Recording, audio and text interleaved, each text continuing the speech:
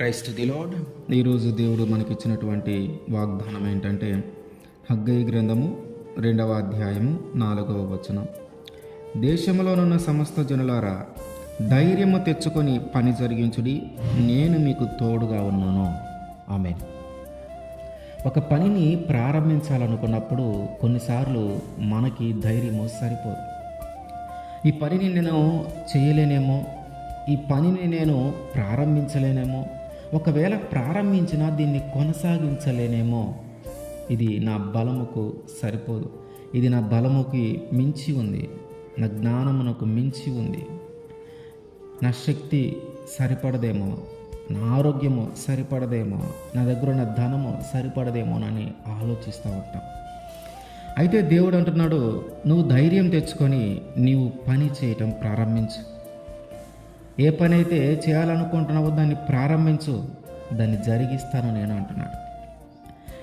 ఏ పనిని జరిగించడానికి ఆలోచిస్తూ ఉన్నామో, ఏ పనిని జరిగించడానికి చేయలేనేమో అని ధైర్యం కోల్పోతూ ఉన్నామో, దాని గురించి దేవుడు ఏం మాట్లాడుతూ ఉన్నాడంటే, నువ్వు ప్రారంభించు, నేను నీకు తోడుగా ఉంటా.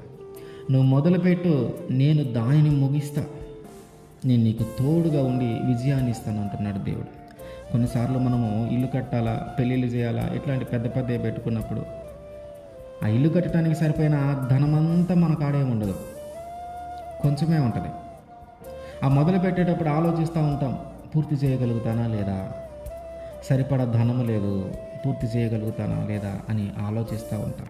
ఒకవేళ ప్రారంభించినా మళ్ళీ ధైర్యం కోల్పోయే స్థితే ఉంటుంది. ప్రారంభించాను, పూర్తి చేయలేనేమో, ముగించలేనేమో అని అప్పుడు ధైర్యం కోల్పోతూ ఉంటాం. అయితే దేవుడు అంటున్నాడు, నువ్వు ప్రారంభించు, దాన్ని నేను ముగిస్తా.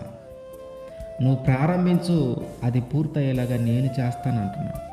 ఇశ్రాయేలు ప్రజలు బబులోను దేశంలోనికి బానిసలుగా వెళ్ళి వచ్చిన తర్వాత తిరిగి ఇక్కడికి వచ్చారు, ఈ దేశానికి వచ్చారు. తిరిగి యెరూషలేముకి వచ్చిన తర్వాత వారందరూ కూడా వచ్చే సమయానికి చాలా కొద్ది మంది మిగిలారు కదా, అక్కడికి వెళ్ళి తిరిగి వచ్చారు. దేవుని యొక్క మందిరము పాడైపోయింది. ఆ మందిరం అంతా కూడా ఎలా పడితే అట్లా ఉంది. అయితే వీళ్ళందరూ అనుకుంటున్నారు, మనము తిరిగి దేవుని మందిరాన్ని కడదాం, దేవుని మందిరాన్ని తిరిగి బాగు చేద్దాం అని అనుకొని ప్రారంభించారు.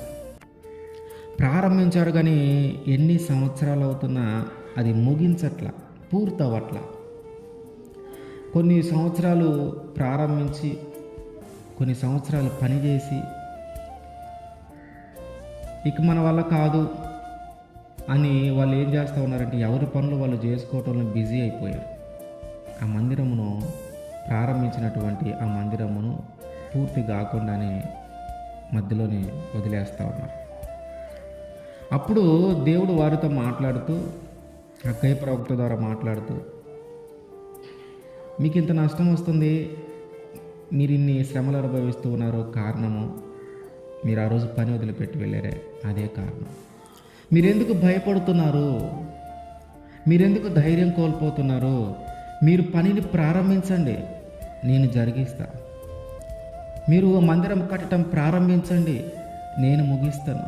మీరు మందిరం కట్టడం ప్రారంభించండి, నేను పూర్తి చేస్తాను, నేను మీకు తోడుగా ఉంటాను. మీరు భయపడొద్దు, మీరు జడియవద్దు, ఆ మందిరము పూర్తయ్యేలాగా నేను మీకు తోడుగా ఉంటాను అంటున్నాడు దేవుడు.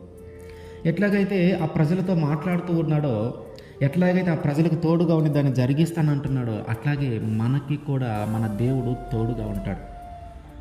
ఏ పనిని ప్రారంభించడానికి భయపడుతున్నామో, ఏ పనిని కొనసాగించడానికి భయపడుతూ ఉన్నామో, ఇది నా శక్తికి మించి ఉంది, ఇది నా జ్ఞానానికి మించి ఉందని దేని గురించి అయితే ఆలోచిస్తూ ఉన్నామో, దేవుడు అంటున్నాడు, నువ్వు ప్రారంభించు, నేను నీకు తోడుగా ఉంటా. నువ్వు మొదలుపెట్టు, నేను నీకు తోడుగా ఉంటా. నువ్వు ప్రారంభిస్తే దాన్ని ఆయన పూర్తి చేస్తాడు, నువ్వు మొదలు పెడితే దాన్ని ఆయన ముగిస్తాడు. ఆయన మనకి తోడుగా ఉంటానంటున్నాడు. అందుకనే మీరు ధైర్యము తెచ్చుకొని పని జరిగించండి, నేను మీకు తోడుగా ఉన్నాను.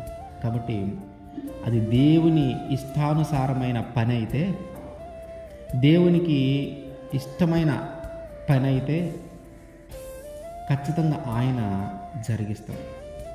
ఆయన మనకి తోడుగా ఉండి మనం ఏ పనిని ప్రారంభించాలనుకున్నామో ఆ పని ముగించే వరకు, ఆ పనిని పూర్తి చేసే వరకు ఆయన మనకి తోడుగా ఉండి దాన్ని జరిగిస్తాడు. అయితే మనము విశ్వసించాలా, మనము నమ్మాలి. ఆమేన్.